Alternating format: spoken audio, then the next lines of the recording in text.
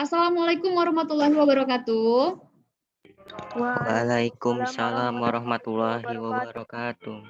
Oke, 3 orang peserta kita ada Habil, Zuria, dan Zaini. Nah, hari ini nak, kita akan melanjutkan pembelajaran pada minggu lalu, masih kelanjutannya ya.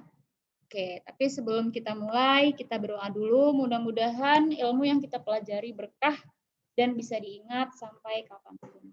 Berdoa dimulai.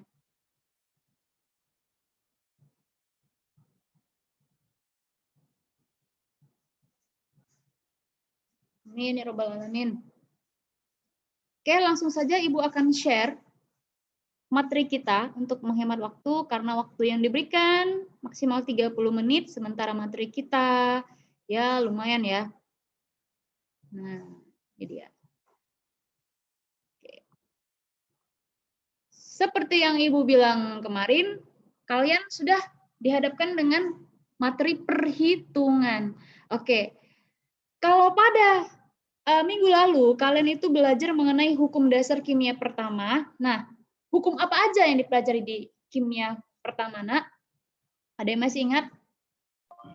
Kekekalan massa sama perbandingan tetap, Mem. Ya, kekekalan massa, perbandingan tetap. Untuk kekekalan massa itu siapa penemunya? Lavoisier. Lavoisier. Oke, kalau perbandingan tetap? Proust, Mem. Proust. Oke, bagus. Ini cuma satu orang yang ingat nih. Oke, kita lanjut hukum dasar yang kimia yang kedua. Mem, kenapa harus ada dibagi hukum dasar kimia 1, hukum dasar kimia 2? Sebenarnya ini tidak ada istilah 1 atau 2. Ya, semuanya termasuk hukum dasar kimia. Cuman karena kita mempelajarinya pada satu periode, maka Ibu katakan sebagai hukum dasar kimia 1. Nah, kalau seandainya keempat hukum itu bisa kita pelajari sekaligus dalam satu hari, ya namanya hukum dasar kimia, tidak ada 1 dan 2. Oke, apa aja yang akan dipelajari pada hukum dasar kimia hari ini, yaitu menjelaskan hukum kelipatan perbandingan dan menjelaskan hukum perbandingan volume. Nah, jadi kalau misalkan semalam kalian belajar mengenai hukum kekekalan massa, ini yang pertama ya, yang kedua hukum perbandingan tetap, ini yang ketiga hukum kelipatan perbandingan dan hukum perbandingan volume.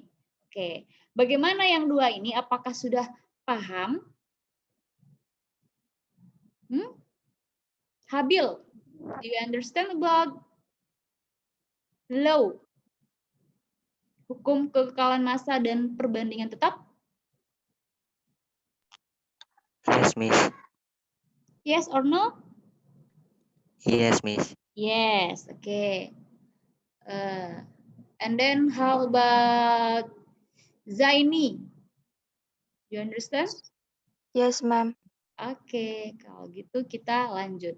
Nah, langsung saja yang pertama adalah hukum kelipatan perbandingan. Ini ditemukan oleh Dalton. Jadi nama lainnya disebut dengan hukum Dalton. Karena dia terlalu panjang, orang sering menyebutnya hukum Dalton. Oke, apa bunyi hukum Dalton? Bila dua buah unsur membentuk lebih dari satu senyawa, di mana massa salah satu unsur dibuat tetap, maka perbandingan massa unsur yang lain dalam senyawa-senyawa tersebut merupakan bilangan bulat sederhana. Panjang sekali, pasti kalian tidak mengerti, ya kan? Oke, langsung saja. Nah, seperti ini, Ibu kasih contoh ya. Misalkan nitrogen dan oksigen itu membentuk senyawa-senyawa. Nitrogen itu simbolnya N, oksigen simbolnya O. Benar nggak? Benar, Mem. Benar, Mem. Kalau mereka bergabung, kemungkinan senyawa-senyawa yang bisa dibentuk kan N2O. Ya kan? NO, N2O3, N2O4. Ya kan? Oke. Kalau Ibu tanya, mereka berempat ini merupakan senyawa ionik atau senyawa kovalen?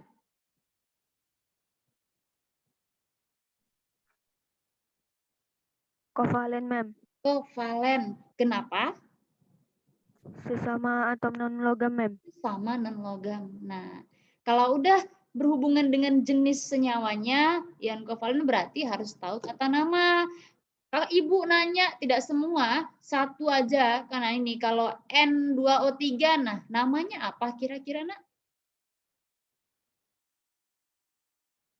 Dinitrogen trioksida, Mem. Iya, bagus sekali. Dinitrogen trioksida. Masih ingat. Nah, oke, kalau gitu kita lanjut. Nah, katanya mereka kalau bergabung nitrogen dan oksigen bisa membentuk si N2O, NO, N2O3, dan N2O4. Nah, percobaan, oke, kalau si N2O, nah seandainya massa nitrogen, ya, massa nitrogennya dibuat, jadi gini nak, kita kembali ke hukum Dalton tadi.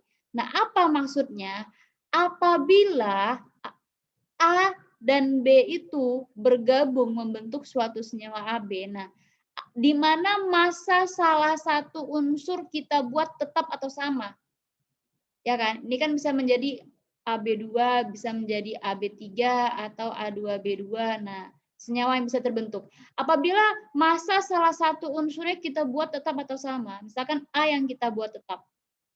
Oke, ini perbandingannya kita buat tetap atau sama, maka perbandingan massa unsur yang lain berarti massa unsur siapa?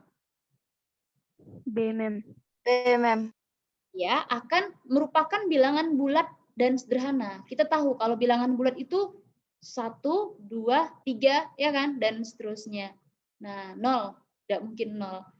Oke, jadi contoh soalnya seperti ini. Ada 4 senyawa, kalau nitrogennya, nah, perbandingannya, massa nitrogennya yang pertama untuk N2O kita buat 28 gram, oksigennya 16 gram, berarti perbandingan massanya adalah kita bandingkan, berarti 7 banding 4, ya kan? Sama-sama dibagi berapa, nak? 4. 4, Mem. Ya, oke, nah ini, si NO, kalau massa nitrogennya 16, ini 14, ini 16, maka perbandingannya itu adalah 7 banding 8. Nah, begitu seterusnya untuk senyawa yang terakhir. Sehingga kalau diambil perbandingan, yang kita buat perbandingannya tetap dalam contoh ini siapa ini? Nitrogen atau oksigen? Nitrogen, Mem. Nitrogen ya. Nah, ini maksudnya, nak. Jadi, apabila dalam suatu senyawa perbandingan salah satu unsurnya kita buat tetap atau sama, maka perbandingan bilangan yang lain itu merupakan bilangan bulat dan sederhana. Nah, berarti perbandingan O apabila N dibuat tetap adalah 4 banding 8 banding 12 banding 6, atau kita sederhanakan 1 banding 2 banding 3 banding 4. Inilah perbandingan O. Apabila N dibuat tetap. Paham maksudnya, nak? Paham, Mem. Paham, Mem. Iya. Nah, sekarang kita ke contoh soal yang berikutnya supaya lebih paham lagi. Nah, contoh soal yang berikutnya adalah unsur A dan B bisa membentuk 2 jenis senyawa. Kita misalkan ini senyawa 1, ini senyawa 2. Ini unsur A, unsur B. Perhatikan tabelnya ya. Di senyawa 1, unsur A itu kadarnya 20%. Berarti udah otomatis B berapa persen? 80%. 80%. Iya, ini senyawanya berbeda, nak ya. Cuma masing-masing senyawa komposisinya adalah unsur A dan unsur B. Nah, untuk senyawa B, unsur A-nya ada 40%, maka secara otomatis unsur B-nya berapa persen? 60, Mem. 60%. Oke. Pertanyaannya adalah untuk massa A dibuat sama. Nah, si A dibuat sama, maka tentukan perbandingan massa B dalam senyawa 1 dan 2. Kalau A dibuat sama, artinya dia dijadikan apa? Perbandingannya, nak, kita buat aja 1. Ini dia. Ya, ini lanjut tabelnya. Nah, kita selesaikan di tabel yang ini. Kan katanya kita mau buat A yang sama, berarti unsur A kita buat 1. Nah, supaya ini 1 berarti dibagi berapa? Bagi 20, Mem. Bagi 20 hasilnya 1 kan? Kalau ini dibagi 20, tentunya di unsur yang sama, ya ini juga dibagi 20. Sehingga perbandingannya 4, mem. Nah, sekarang unsur kedua, kita mau buat perbandingannya A1 karena permintaannya A dia dibuat tetap, berarti A1. Maka supaya 2 ini 1, ini dibagi berapa? 40, mem. 40. Kalau ini dibagi 40, yang ini juga dibagi 40. 60 bagi 40 berapa, Nak? 3/2, mem. 2, mem. 2. Nah, berarti perbandingan B dalam senyawa 1 dan 2 adalah 4:3/2. Jadi kan dia bilangan bulat. Kalikan dengan berapa? 2, mem. 2. Maka perbandingan B adalah 8:3. Bisa? Bisa, mem. Bisa. Oke. Next, kita lanjut. Nah, ke hukum berikutnya, yaitu hukum perbandingan volume atau Gay-Lussac. Nah, apa itu hukum Gay-Lussac? Jadi gini,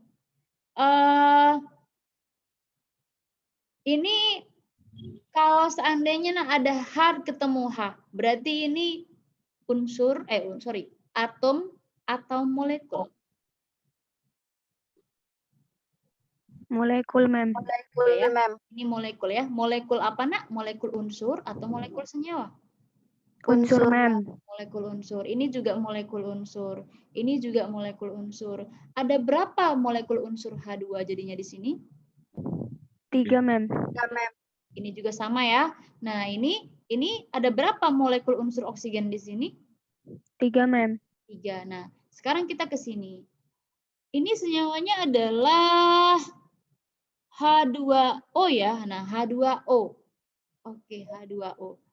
H2O. Ini merupakan molekul apa? Molekul atau molekul? Kalau dia molekul apa? Senyawa, mem. Molekul senyawa. Molekul senyawa. Oke, perhatikan ya. Nah, di reaksi ini, 2 molekul H2 ditambahkan dengan 1 molekul oksigen membentuk 2 molekul air. Jadi, ketika ada suatu reaksi, kalian harus bisa membaca persamaan reaksi itu.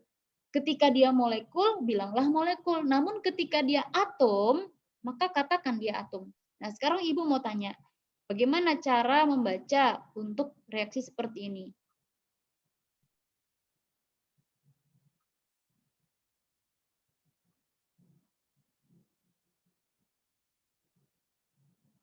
Oke, coba. Bagaimana cara membaca reaksinya, Nak? 2 atom natrium ditambah setengah molekul oksigen menghasilkan molekul Na2O, mem. 1 molekul Na2O. Bisa? Oke, Bisa, mem. itu maksud Ibu ya. Ketika dia atom dan ketika dia itu molekul, maka kalian harus bisa membacanya. Nah, oke. Oke, kita lanjut sekarang ke sini. Nah, perhatikan, Nak. Dalam kimia, jumlah zat itu satuannya apa? Di fisika kalian udah menghafal satuan internasional, ya kan? Berat itu satuannya adalah kilogram. Panjang meter. Nah, kalau jumlah zat? Mol. Ya, mol.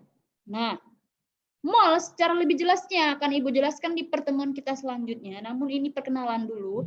Jadi, Nak, 2 molekul H2 bereaksi dengan 1 molekul oksigen menghasilkan 2 molekul air itu sama atau sebanding dengan 2 mol H2. Jadi molekul pada dasarnya itu sebanding dengan mol. Arti kata sebanding itu apa artinya? Sebanding itu bukan berarti sama ya. Sebanding ya sebanding, berarti tidak sama dia, tapi sebanding.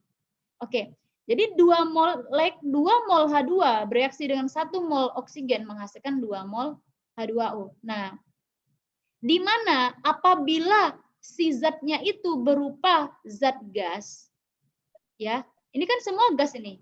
Ini gas, ini gas, ini gas. Maka perbandingan mol itu sebanding dengan volumenya. Kira-kira paham nggak maksud Ibu? Jadi kan tadi kan molekul itu sebanding dengan mol. Nah, kalau wujudnya itu berupa gas, maka molnya sebanding dengan volume. Paham, Nak? Paham, Mem. Paham ya? Oke, nanti akan kita jelaskan ke contoh. Nah, jadi menurut Guy Lussac, dua volume gas hidrogen, ini dia, dua volume gas hidrogen bereaksi dengan satu volume gas oksigen, ini satu volume ya, membentuk dua volume uap air. Pada reaksi pembentukan uap air, agar reaksi sempurna untuk setiap dua volume gas hidrogen diperlukan satu volume oksigen, sehingga menghasilkan dua volume air. Oke. Intinya, ini dia bunyi hukumnya. Semua gas yang direaksikan dengan hasil reaksi diukur pada suhu dan tekanan yang sama. Oke. Jadi intinya, ya Nak ya, seperti yang Ibu buat ini tadi, bahwasanya semua gas pada kondisi, ya, semua gas pada kondisi P dan T yang sama. Apa itu P dan T? Tekanan dan suhu. Iya. Semua gas pada kondisi P dan T yang sama. Nah, volume coefficient akan berbanding dengan mol dan sebanding dengan volume dari gas tersebut. Kita langsung saja ke contoh. Ya, contoh. Perhatikan contoh ini, Nak. Nah, hidrogen dan oksigen yang bereaksi. Hidrogennya kita buat 1 liter, oksigennya 0,5 liter. Oke, maka uap air yang terbentuk pastikan 1,5 liter, 1 liter ya, Nak ya. Sisanya nanti pasti ada. Oke. Maka perbandingan volumenya di sini adalah bandingkan aja. Perbandingan volumenya berarti bandingkan aja 1 banding 0,5 banding 1 berarti 2 banding 1 banding 2. Paham? Paham, Mem. Oke.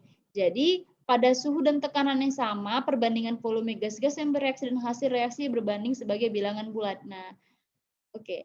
Untuk menghitung volume zat yang ditanya sama dengan mainkan koefisien. Ini sama dengan perbandingan. Oke, langsung saja kita ke contoh. Karena tidak ada contoh, pasti kalian masih menghayal-hayal. Maksudnya apa? Maksudnya apa?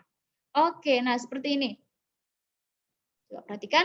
Pada suhu dan tekanan tertentu, 15 liter hidrogen bereaksi dengan, apa ini, Nak? Bereaksi dengan gas nitrogen, menghasilkan amonia atau NH3. Ayo, kira-kira persamaan reaksinya gimana ini? Berarti gas hidrogen apa wujudnya? H2 gas. Iya, ingat hidrogen itu adalah diatomik. Nah, direaksikan dengan nitrogen. Nitrogen dia diatomik atau monoatomik? Ayo. Tahu kan bedanya diatomik dengan monoatomik? Diatomik itu seperti O2, H2, F2, Cl2, Br2, I2. Dan ada satu lagi, yaitu N2. Ini namanya diatomik. Nah, artinya dalam keadaan bebas, mereka tidak pernah ditemukan terbentuk atom. Harus diatom, 2 atom. Maka ini wujudnya 2, Mem. Oke.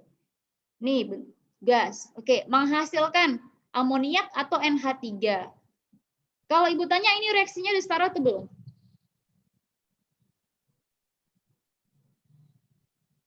Belum, Mem. Belum. Oke, maka kita setarakan. Langsung saja. N di sini 2, di sini 1. Maka ini kita tambah 2. 2, Mem. H-nya jadi berapa? 6, 6. Maka supaya 6 kali 3. 3. Oke, kan gitu. Nah, persamaan reaksi melahirkan lagi nanti. Katanya si hidrogennya ada 15 liter. Oke, tentukan persamaan kimianya. Udah dapat yang nomor 1. B, perbandingan volume gas-gas bereaksi dan hasil reaksi. Nah, artinya perbandingan volume. Nah, kita kan belum tahu ini volumenya berapa, ini volumenya berapa. Maka seperti tadi, perbandingan koefisien dalam hukum ini sebanding dengan perbandingan mol, sebanding dengan perbandingan volume. Ya udah, kalau koefisiennya si H2 banding N2 banding NH3, berapa perbandingan koefisiennya, Nak? 3 banding 3 banding 1 1 banding banding 2. maka perbandingan volumenya juga mengikuti ini. Ayo, gimana caranya? Berarti kalau misalkan si H2 15 liter, berarti ini berapa? 5 mem. 5 mem. 5. Ya, 5 liter. Yang ini? 10 mem. 10 mem. 10. Ya, 10 liter. Nah, ini ada cara cepatnya. Cara cepatnya adalah mengikuti rumus yang ini. Nah, ya, Nak ya. Untuk menghitung seandainya kalian masih ada angkanya itu ribet ini koma-koma ya. Maka untuk menghitung volume yang ditanya sama dengan koefisien zat yang ditanya per koefisien zat yang diketahui dikali volume yang diketahui. Gunakan rumus ini. Nah, contoh nih, kita mau ngitung volume si NH3. Berapa koefisien NH3? 2 mem. Ya, per koefisien yang diketahui apa? Yang diketahui volumenya, yaitu si H2. Berapa koefisiennya? 3 mem. Ya, Tiga, kali volume dia 15, maka jawabannya adalah 10 liter. Nah, inilah dia. Maka perbandingan volume gas-gas reaksi adalah 15 liter, atau kita sederhanakan lagi, ya ini kembali lagi ke sini ya kan? Oke. Nah, yang C adalah volume gas nitrogen dan amoniak. Udah pasti terjawab lah yang inilah ya. Kalau ini udah terjawab, pasti ini terjawab. Bagaimana? Paham, Nak? Paham Mem. mem. Paham ya? Oke, nah Ibu rasa sampai sini saja contoh kita mengenai kedua hukum ini. Maka silahkan kalian akses psikologi, di situ ada beberapa contoh soal yang bisa mengasah pemahaman kalian mengenai dua hukum ini. Oke, jadi mohon untuk dikerjakan ya. Karena Ibu yakin kalian tidak akan membahas contoh-contoh soal yang lain-lain kalau nggak buka psikologi. Oke, bisa? Bisa, Mem. Sama. Oke, ada kira-kira yang mau bertanya? Pas? Pas mem. Pas, Mem. Oke lah, kalau pas kita sudahi. Assalamualaikum warahmatullahi wabarakatuh. Waalaikumsalam. Waalaikumsalam warahmatullahi